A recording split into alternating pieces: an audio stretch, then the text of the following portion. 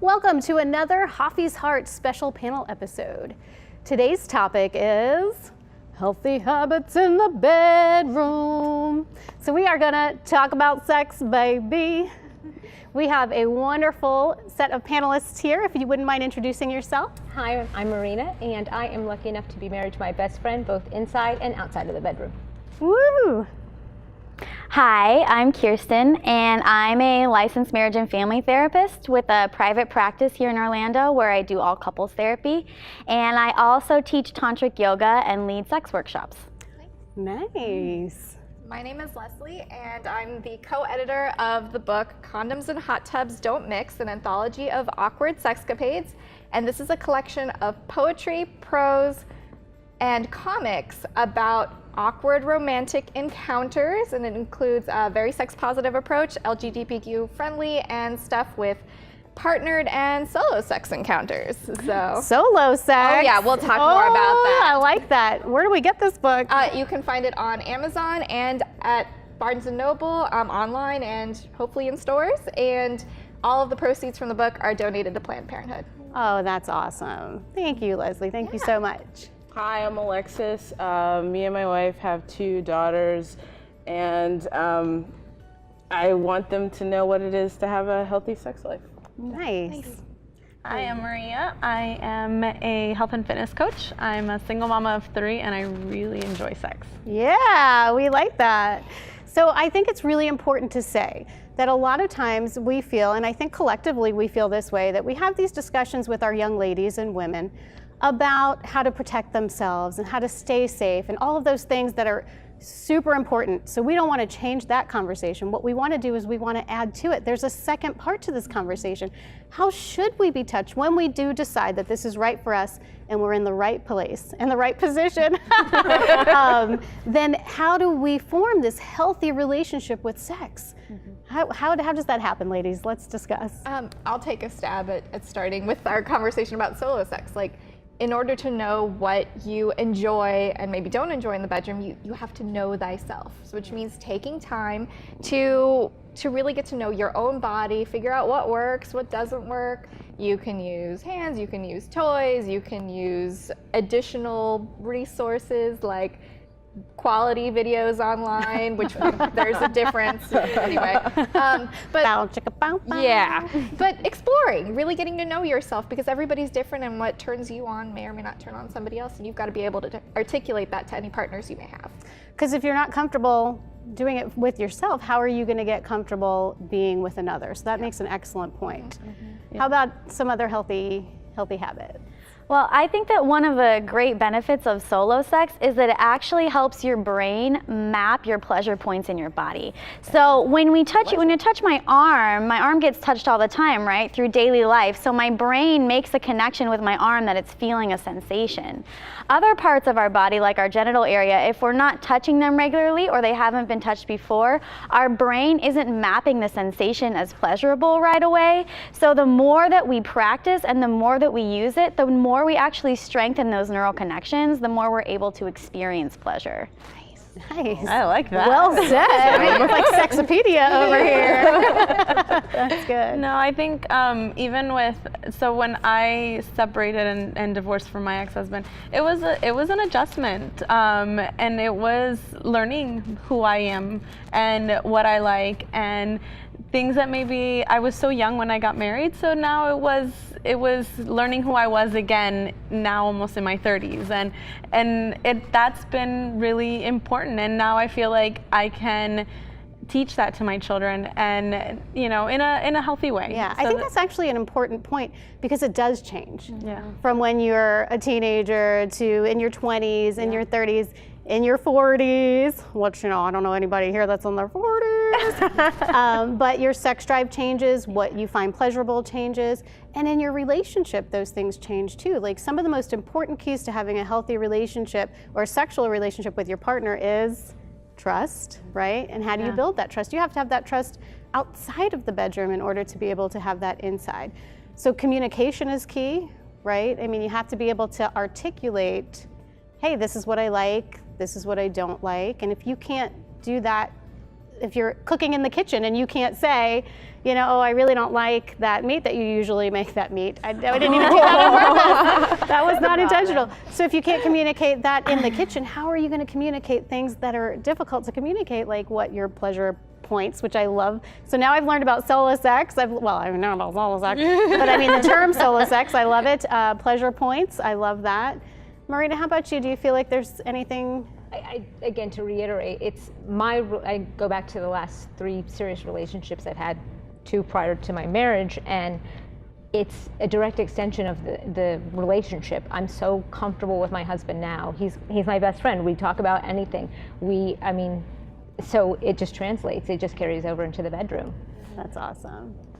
How about you, Alexis? You mentioned that you have a wife. Is it a little bit different for you? I know the sex drives of women are different than they are for men. Yeah, and then also, I guess, I don't know if this applies, but my wife is 10 years older than me, so we're on totally 2 different sides. Like, she's like way up here, and I'm like, I'm right here, you know? So, I guess to second that, I agree with that 100%. And one thing that me and my wife have learned from being together is communication. It's something we didn't have in the beginning, but we do now. You know, and that helps a lot. So when your relationship first started, there wasn't a lot of communication that went on? No, because we were just like, oh, whatever. Having fun. Yeah, we were just like, whatever. But, you know, you've been together for almost 6 years. So, you know, as time goes by, you know, we just learn to be more communicative.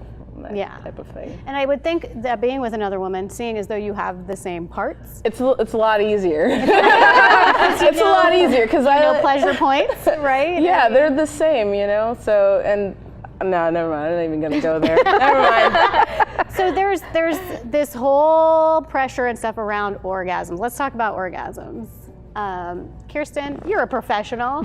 Tell us about the female orgasm. I love talking about orgasm and having one. Yeah, me too, right?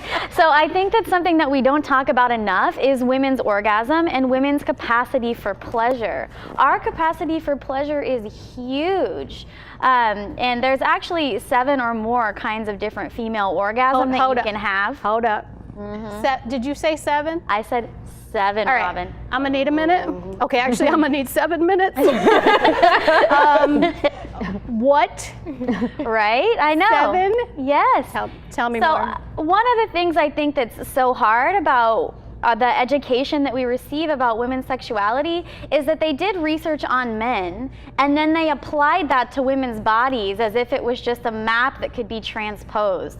But our bodies are so different, and women's capacity for orgasm is so much more varied and in depth, not than men's is in some way.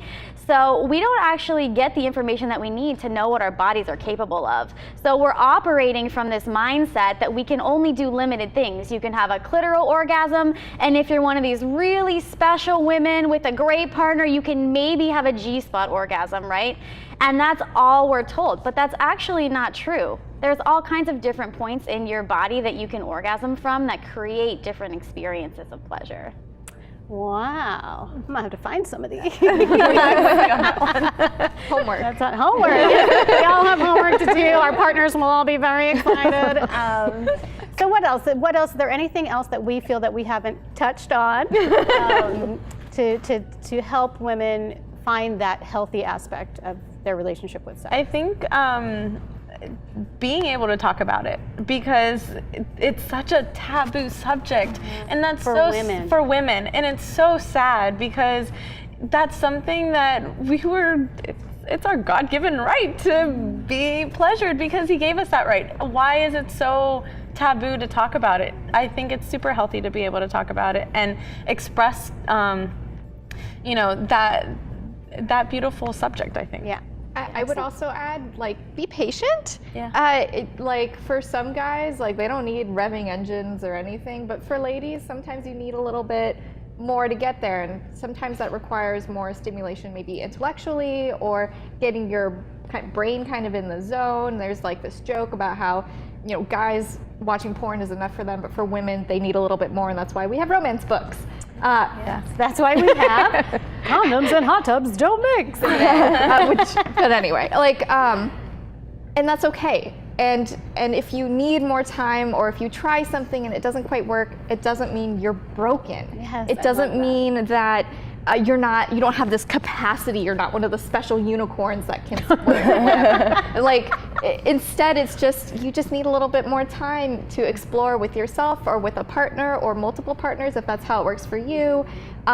There's really no wrong way to do it. It's only wrong if you're not enjoying yourself and you're not learning, and if it hurts or if you're having a bad experience, that's not okay. But if you are, open-minded and you're patient, that's great. Keep doing that. Awesome. I love that. And I just want to add, it doesn't have to be great every time. Exactly, yeah. It should always be good, but it doesn't always have to be great, right? Yeah, don't set the bar unachievably high, but also not like ridiculously low. Right. Like you get it, girl. It's gotta be good. It's okay. Unless you want to get low. Like the bar shouldn't be like, it didn't hurt. Like it should be more than it didn't hurt. Like it should feel good. It should feel good. So Kirsten, honey, what did you want to tell us? Well, I think it's really important for women, especially younger women, to know that it is okay to receive pleasure. Your pleasure is okay, and you don't have to give pleasure to receive pleasure. It's not a transaction, and it doesn't have to be you do something for the guy and maybe they give you something back, right? You can just enjoy your body because it's your body to enjoy. I love that point. And I think, there's different motivators and different stimuli for men versus how the stimuli for women. Does anybody want to touch on that a little bit? I mean, well, we don't want you to touch on stimuli for men, but you can touch on the stimuli for women. It's different, right? I think for us, it's, I feel like I get more out of being able to have a conversation. I feel more at ease, let's put it that way, when I'm able to have a conversation with my partner, and it doesn't necessarily have to be about sex, but be able to have that communication so that it's strong. Like, I feel like that makes it so much stronger in the bedroom. So I think a conversation for me is super stimulant. Okay, excellent. And feeling that connection. Yeah, it's a connection. Feeling safe. Yeah, really is a huge issue. Like, they've got my back. Yeah. Yes. And for men, it really stimulation is a little bit easier for them. They don't have to have necessarily that connection. I'm not saying they don't want it, because I'm sure there are men that do. For me, it's about laughter. Like my husband, we laugh in the bedroom. We don't take it seriously. It's as far as it's not a job. Right. And like you said, there's no pressure for, we've both, I mean, it's just. And it can get messy. It is, and we laugh, I mean, we laugh. I love that you brought that up, the fact that you laugh, because you're gonna mess up. It's not the picture perfect thing you might have seen or read in a romance book or seen on porn. Part of the reason why this book exists is because I, as a young person starting to learn about my own sexuality and being with partners, I had completely unrealistic expectations. I had no idea what I was getting into, and had these ridiculous ideas of it had to be perfect, or it had to be this, or it had to be that. And sex is funny, sex is messy, sex can be cringeworthy at times. Sometimes people literally get hurt. It's okay though. It happens. Hopefully you don't get hurt. That's a whole nother show, honey. But if you do, being able to laugh about it and then help your partner into the ER.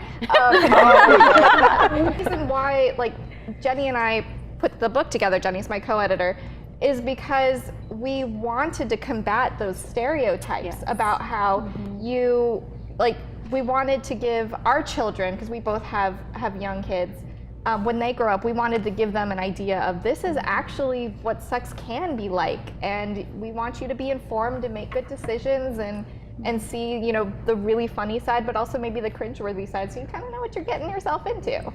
Love that. Yeah, so that you're not embarrassed, because I feel like that, when you don't know, you feel like, oh gosh, that happened, or I'm getting a cramp, and is this normal? And those are things that sometimes you don't realize, especially when they're young, and when you're super young and you don't know, you just go with it. You just go with it, and you're like, oh, this is weird, and then I think that makes it then unhealthy in your head. So I think it's really good to be able to tell them, it's not always like this romanticized version of sex. Sex is not like the movies. Nope. Not like pornography. No. Real life is very different. Yeah. So I think it's Do important. we all feel finished? I think the other thing that I would just like to add is that whatever your motivation for sex is, it's okay, unless it's to harm someone else. So we get this idea, especially as women and as young women, that if you're having a bunch of sex, you're slutty. Or if you're not having any sex, you're a prude and you need to wait till you're married and it needs to be some virtuous romantic thing that you're doing because you're in love. Sex and love are not connected. They can be connected, but they don't have to be. So whatever it is that's motivating you for sex is fine as long as it's not harmful. And that motivation is going to change and grow with time. Sometimes your motivation purely is for pleasure. Sometimes your motivation is for intimacy. Sometimes it's for spiritual development, and it's all going to change and flow. So and it's all okay. Thank you so much for that. And let's let it flow, right? Excellent word.